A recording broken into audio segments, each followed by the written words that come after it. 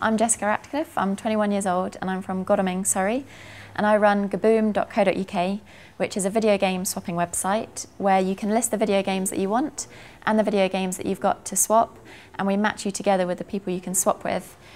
I first had the idea to create GaBoom when I was 15, and that's because I used to swap a lot of my video games with my friends and neighbours, and just thought, wouldn't it be pretty cool if you could do it with everyone in the UK? My plan for the next 2 or 3 years is to make GaBoom the #1 video game swapping website in the UK, and then once we've reached that point, start to expand internationally. So the final goal would be to look at making it the #1 worldwide.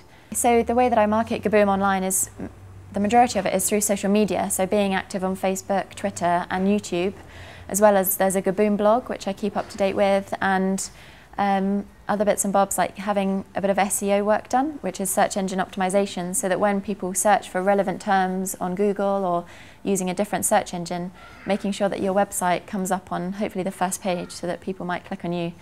Since I'd had the idea since I was 15, I always knew that I'd want to pick the idea back up again, because I tried to create the website when I was 15, but just came across the wrong people that made it quite hard to do so, and I actually hired a web developer to create the website, but he managed to walk away with the money but not actually deliver a functional website. So at 15 to have that sort of blow was a bit tough, so I'd lost all my money and I was back to square one really. So I then kept the idea in my mind and would always be developing it, knowing I'd pick it up again at some point. So when I then started university, I was 19 and joined an entrepreneurship society, and just realised that I could pick it up again at that stage. I've always wanted to start my own business, and I've always wanted to kind of be an entrepreneur, because I think it sounds quite cool to be doing something that's different. And I look up to people like Richard Branson and Lord Sugar, considering that they've made such a large amount of money. But my main inspiration, I think, is actually my dad, because he started his own business when he was 16.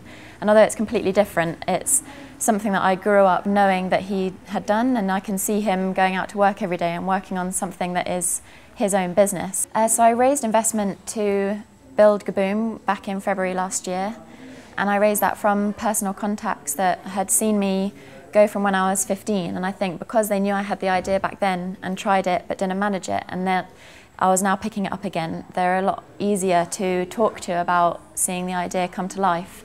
So I was fortunate that the people around me were willing to invest in the idea and could see its potential.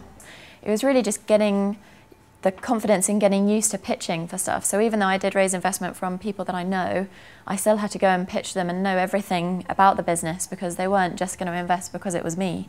They had to know that the business was going to be going somewhere, and that I knew every single thing about my business plan and the future forecast for the business.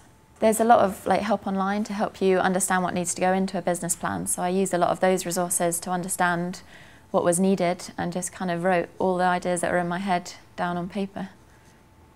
So after I raised investment from my current investors, I also attempted going on Dragon's Den, which went out, or the episode aired, I think, in September last year, and it was the series finale.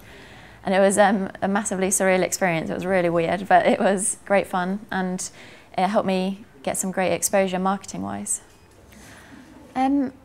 I wasn't sure really. I never really knew when I was younger what industry I would end up in, but I knew that it would be something different, just because I was quite different when I was younger, loving skateboarding and gaming and BMXing. They were my passions.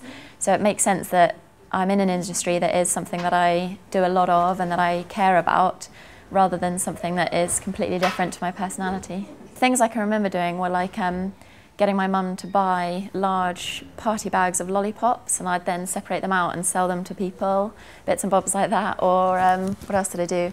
Oh, I did a car washing round with a friend when I was younger, but we were so tiny that we couldn't really reach the top of the cars.